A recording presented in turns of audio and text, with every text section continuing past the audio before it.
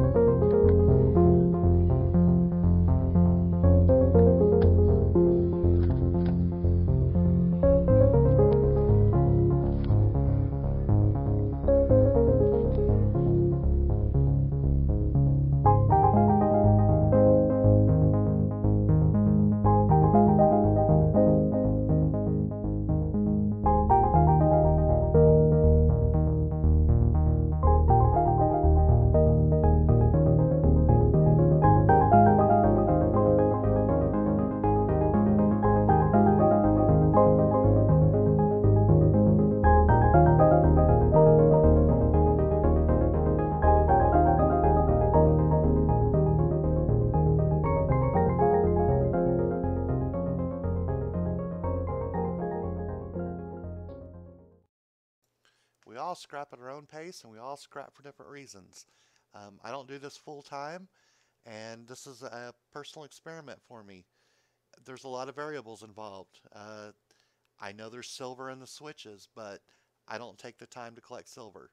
I'm kind of I guess what I consider a 5-gallon bucket scrapper. I like things that conveniently fit in a 5-gallon bucket and as little time as possible.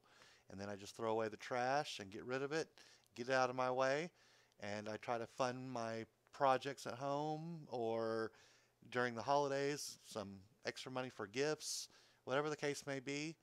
This is a personal experiment. So take out of it what you can, ignore what you don't like, but in any case, comment below if you want, good or bad. I'm a big boy, I can take it. But I hope you took something out of this. Thanks.